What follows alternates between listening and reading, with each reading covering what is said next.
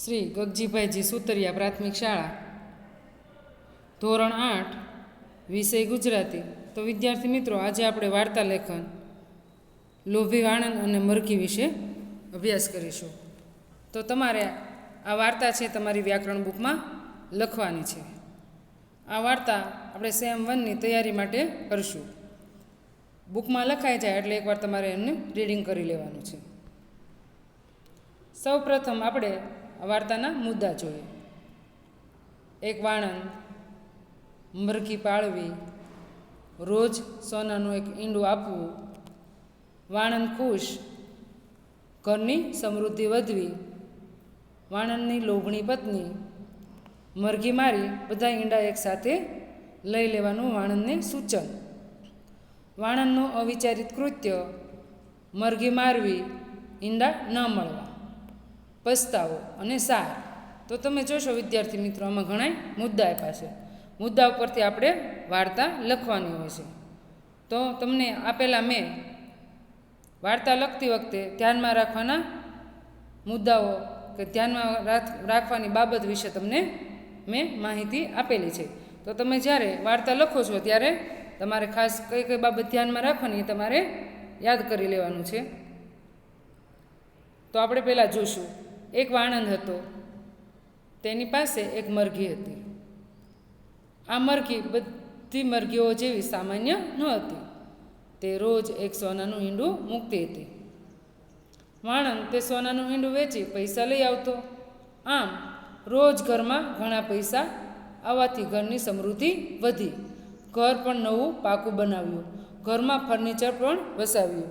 તો તમે જોશો ક્યાં સુધી આપણે મુદ્દા જોઈએ તો કે એક વાણંદ, મરઘી પાળવી, રોજ સોનાનું ઈંડું આપવું, વાણંદ ખુશ, ઘરની સમૃદ્ધિ વધવી. તો ઘરની સમૃદ્ધિ વધવી ત્યાં સુધી આપણે જોઈ લીધું. વાણંદ સંતોષી હતો, પરંતુ તેમની પત્ની લોભણી હતી. તેને વિચાર આવ્યો કે મરઘી રોજ રોજ એક સોનાનું ઈંડું આપે છે, એના પેટમાં આવા ઘણા ઈંડા હશે, તો એને મારી નાખીને બધા જ ઈંડા કેમ ન લઈ લેવાય. પત્નીએ આ વિચાર તેના પતિને કહ્યો. પતિએ કહ્યું, એવું ન કરાય. રોજ એક ઈંડું મળે છે તેનાથી સંતોષ રાખ. પરંતુ રોજ રોજ પત્નીની માંગણીથી છેવટે વાણંદે અવિચારિત કૃત્ય કરી લીધું.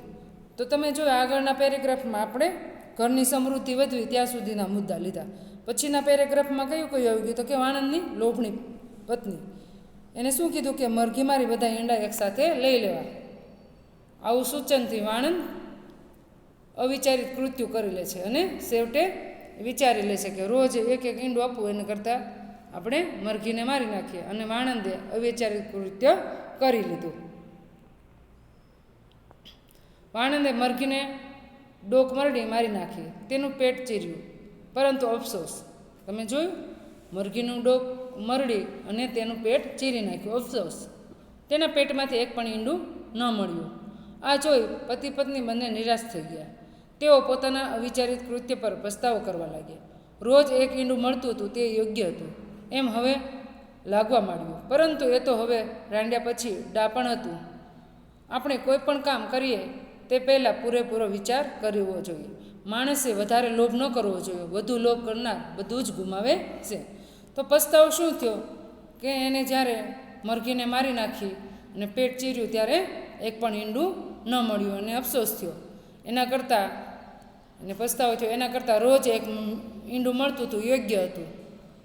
એટલે તમે બુરું કામ કરી નાખ્યું અને કામ કરતાં પહેલાં વિચાર્યું નહીં અને લોભને કારણે તમે તમારો લાભ છે એ ગુમાવો છો.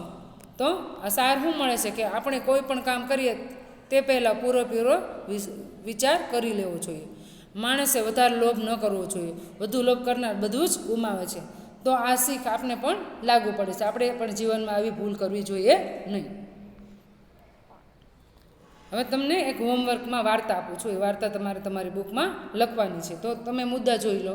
લાખો વણઝારો, એકવાર પૈસાની સખત તંગી પડવી, પાળેલા કૂતરાને આડમાં મૂકી નગરશેઠ પાસેથી પૈસા લેવા, નગરશેઠના ઘરમાં ચોરી થવી, કૂતરા દ્વારા ચોરનું પકડાઈ જવું, શેઠનો આનંદ, કૂતરાના ગળે ચિઠ્ઠી બાંધી તેને પાછો મોકલવો, કૂતરાને ભાગી આવેલો માની લાખાનું ગુસ્સે થવું, કૂતરાને લાકડીથી મારવું, કૂતરાનું મોત, ચિઠ્ઠી વાંચીને પસ્તાવો અને સાર અને શીર્ષક. તો વિદ્યાર્થી મિત્રો, લાખા વણઝારા વિશે આપણે હિન્દીમાં ધોરણ 7માં અભ્યાસ કરી લીધો છે. તો તમને આ વાર્તા ખૂબ જ સરસ રીતે આવડશે. તો તમે તમારી બુકમાં આ વાર્તા લખો અને આગળની વાર્તા છે એ પણ તમારે તમારી બુકમાં લખી અને પાકી કરવાની છે.